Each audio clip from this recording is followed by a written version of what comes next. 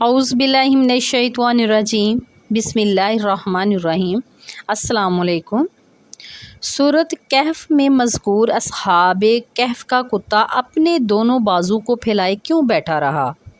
अल्मानिया German का एक physician doctor का बयान है कि मैं किसी सफ़र में एक बार एयरपोर्ट पर था कि अचानक एक नौजवान ने कुरान का मुतरजम नुस्खा मुझे गिफ्ट किया।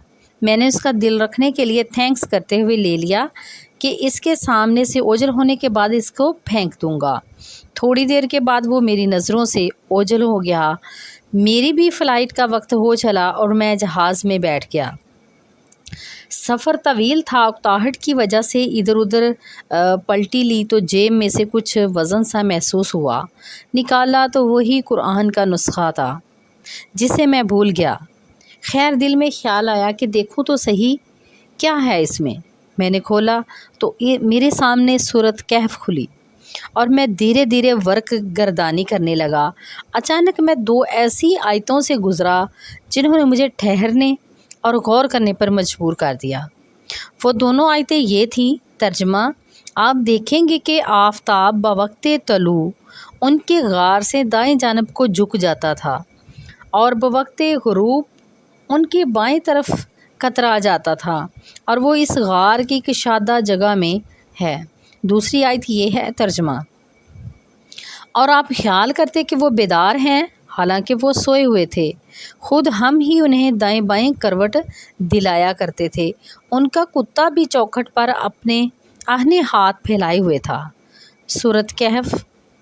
डॉक्टर कहता है कि इनका सोना करवट लेना समझ में आता है कि ये इसलिए ज़रूरी है ताकि उनके जिस्म अगर एक ही करवट रहेंगे तो ख़राब होने और जिस्म को मिट्टी के खा जाने का ख़तरा है। डॉक्टर को इससे भी कोई हैरत नहीं जिसमें है कि तर्जमा, आप देखेंगे कि आफ़ताब बवक्ते तलू उनके गार से दाएं जानब को झुक जाता है और बवक्ते गरूब उनके दाएं बाएं जानब कतरा जाता है और वो इस गार की कशादा जगह में है। क्योंकि सूरज गार में रोज़ाना दाखिल होता है मगर डायरेक्ट उनके जिस्म पर रोशनी नहीं पड़ती। डॉक्टर का कहना है कि इल्मे तिब में ये बात है ताकि जिस्म पर बिस्तर के निशान ना पड़े। ज़रूरी है कि कमरा हवादार हो, सूरज की रोशनी उसमें आती जाती रहे लेकिन सीधी जिस्म पर ना पड़े।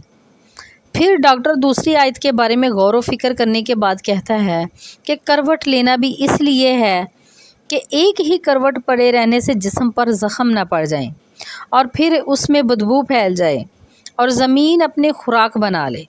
डॉक्टर कहता है अब तक मुझे जिस चीज़ ने सबसे ज़्यादा हैरत ज़दा किया है वो उन सब का कुत्ता है जिसके बारे में आया है कि उसने करवट नहीं ली बल्कि वैसे ही अपने जिस्म दोनों बाजू फैलाए एक ही हालत में 309 बरस जो है और उसके जिस्म को कुछ नहीं हुआ, ना ज़ख़म लगे ना ही उसमें बदबू पैदा हुई। इस आयत करीमा ने इसे तहकीक करने पर मजबूर कर दिया और वो इस पर रिसर्च करने लगा। उसकी हैरत की इंतहा उस वक्त ना रही जब तहकीक से उसने ये पाया कि कुत्ते के जिस्म में चमड़े के नीचे एक गदूद होता है जो ऐसे किस्म का कोई मादा निकालता है जिससे कुत्ता अगर ज़िंदा है तो उसका चमड़ा ख़राब नहीं होता भले वो कितने बरस तक क्यों ना बैठा रहे। इसी वजह से उन सब का कुत्ता उन सब की तरह करवट नहीं लेता था। इस मौजज़ाती आयत करीमा ने उस अल्मानी डॉक्टर को इस्लाम लाने पर मजबूर कर दिया और वो मुसलमान हो गया, अल्हम्दुलिल्लाह।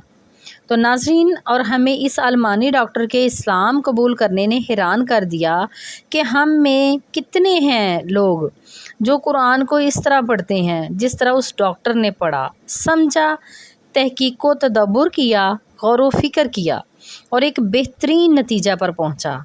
हमने सूरत कहफ सैकड़ों बार पढ़ी होगी बल्कि हर जुमा को पढ़ते हैं, लेकिन क्या हमने कभी इस तरह गौर किया कि इन सब की करवट लेने का सबब क्या था और कुत्ता एक हाल में बैठा रहा, उसने करवट नहीं ली तो क्यों, इसका सबब क्या था। इसीलिए अल्लाह ने हमें तदब्बुर اور غور و فکر کرنے کا حکم دیا ہے۔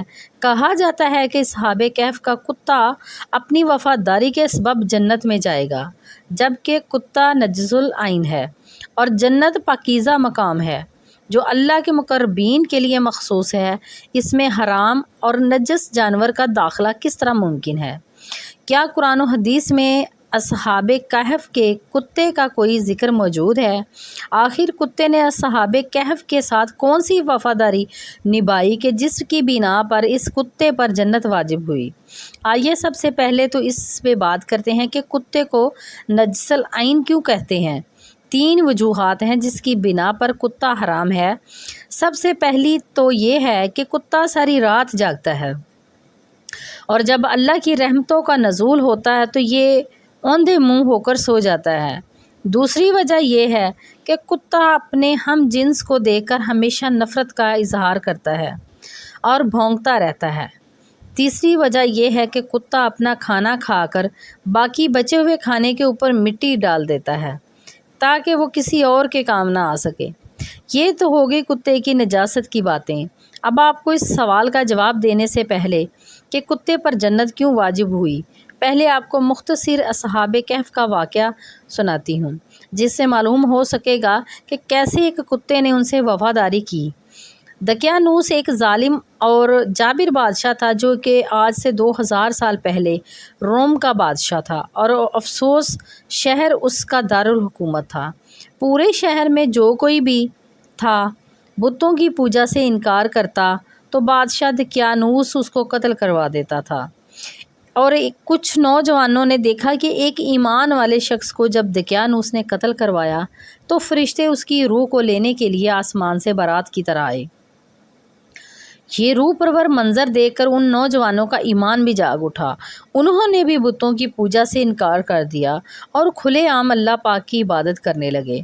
حضرت علی شیر خدا کرم اللہ وجہ کریم سے روایت ہے کہ انہوں نے ان افراد کی تعداد 6 بتائی ہے جن کے نام یملیخا، مکلسمینہ، مسلینیہ، مرنوش، برنوش اور شازنوش، جبکہ 7واں ان کے ساتھ چرواہا تھا جو کہ ان کو راستے میں ملا۔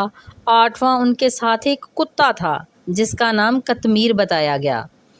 اب ہوا یہ ان 6 ایمان والوں کو بادشاہ دقیانوس نے 3 دن کی مہلت دی کہ وہ بتوں کی پوجا شروع کر دیں، نہیں تو انہیں قتل کر دیا جائے گا۔ تیسرے دن یہ 6 نوجوان کچھ سامان کے ساتھ ہجرت کر گئے۔ شہر کی سرحد پر انہیں ایک چرواہا ملا۔ جب انہوں نے چرواہے کو اپنے ایمان کا واقعہ سنایا تو اس کا بھی ایمان جاگ اٹھا اور وہ بھی ان کے ساتھ ہو لیا۔ چرواہے نے اپنی بکریوں کو آزاد کر دیا، جبکہ اس کے پاس ایک کتا بھی تھا جس کو وہ لوگ اپنے ساتھ لے گئے۔ شہر افسوس سے تقریباً 6 میل دور ایک غار میں انہوں نے پناہ لی۔ بادشاہ دقیانوس کو جب اس بات کا علم ہوا تو وہ اپنی فوج کو لے کر ان کی تلاش کے لیے نکل پڑا۔ جب وہ بادشاہ اپنی فوج کے ساتھ اس غار کے منہ پر پہنچا جس پر اصحاب کہف نے پناہ لے رکھی تھی تو بادشاہ نے دیکھا کہ ایک شکاری کتا اپنے اگلے دونوں پاؤں پھیلا کر غار کے دروازے پر بیٹھا ہے۔ فوج جب غار میں جانے لگی تو بادشاہ نے کہا کہ غار میں جانے کی ضرورت نہیں ہے، کیونکہ اگر یہاں کوئی انسان ہوتا تو یہ کتا ضرور بھونک رہا ہوتا یا پھر ان کو کھا جاتا۔ کتا بادشاہ اور فوج کو دیکھ کر بھی اسی طرح سکون سے بیٹھا رہا۔ اس طرح وہ بادشاہ واپس لوٹ گیا۔ اللہ پاک سورۃ کہف کی آیت نمبر 22 میں فرماتے ہیں کہ ان کا کتا غار کے دہانے کے اندر اپنے دونوں اگلے ہاتھ پھیلائے پڑا ہے۔ ایک روایت میں ہے کہ اصحاب کہف اس غار میں 309 سال تک سوئے رہے، اور جب ایک نیک دل بادشاہ بیدروس کی حکومت آئی تو اس کے زمانے میں یہ لوگ قیاس کرنے لگے کہ ایک دفعہ جو مر جائے وہ دوبارہ زندہ نہیں ہو سکتا۔ چنانچہ بادشاہ بیدروس نے اللہ پاک سے دعا فرمائی کہ کوئی ایسا معجزہ دکھا کہ میرے لوگ یہ مان جائیں کہ مرنے کے بعد اللہ دوبارہ ضرور زندہ کرے گا اور قیامت برپا ہوگی۔ اللہ نے بادشاہ کی دعا قبول کی اور ایک چرواہے نے اپنی بکریاں پالنے کے لیے اسی غار کو چنا جس میں اصحاب کہف تھے۔ اس چرواہے نے غار کے منہ پر بنی دیوار کو گرایا، جس سے اصحاب کہف باہر آ گئے۔ اب بات صرف اتنا ہے کہ کتے کی ایک عادت بھونکنا ہے، لیکن اصحاب کہف کے کتے نے بس اپنی ایک عادت چھوڑ دی تو اللہ نے اس پر جنت واجب کر دی۔ اس کتے نے اپنی فطرت کو چھوڑا، یہی پہ حکم ہوا کہ اس کتے پر جنت واجب ہے۔ یہ تمام باتیں تفصیل سے بتانے کا مقصد تھا کہ تمام باتیں جس سے کتا نجس العین ہے وہ تو آج ہم بھی پھیلا چکے ہیں۔ ذرا غور کریں کہ کیا آپ اور میں اس عادت کا یا اس فطرت کا شکار نہیں ہیں؟ ساری رات اپنی بے جا مصروفیات میں جاگ کر طلوع آفتاب کے وقت سو جاتے ہیں۔ اپنے ہی بہن بھائیوں کو نفرت سے دیکھنا، ان کے لیے آسانیاں پیدا کرنے کی بجائے مشکلات پیدا کرنا میری اور آپ کی فطرت کا حصہ نہیں ہے؟ اپنی غذائی ضروریات پوری کرنے کے بعد کھانے کو فریج جیسی مشین میں فریز کر دینا اور بعد میں ضرورت نہ پڑنے پر ضائع کر دینا ہمارا روز کا معمول نہیں ہے؟ آپ اندازہ کریں کہ اگر ایک پلید جانور اپنی ایک بری عادت کو کچھ دیر کے لیے ترک کرتا ہے تو اللہ پاک اس پر جنت واجب کر دیتا ہے، اور ہم تو پھر اشرف المخلوقات ہیں۔ آئیے آج ہی ہم عہد کرتے ہیں کہ ہم تمام برے اعمال چھوڑ کر اللہ کی عبادت میں دل و جان سے مگن رہیں گے۔ اللہ پاک ہم سب کو صراط مستقیم پر ڈٹے رہنے کی توفیق عطا فرمائے، آمین ثم آمین یا رب العالمین۔ تو ناظرین، آپ لوگ بھی کمنٹ میں آمین ضرور لکھیے گا، اور چینل کو سبسکرائب کر کے بیل کو آل پہ کر لیں تاکہ آپ کو ہر نئے آنے والی ویڈیو کو نوٹیفیکیشن ملتا رہے۔ دعاؤں میں یاد رکھیے گا۔ اللہ حافظ، فی امان اللہ۔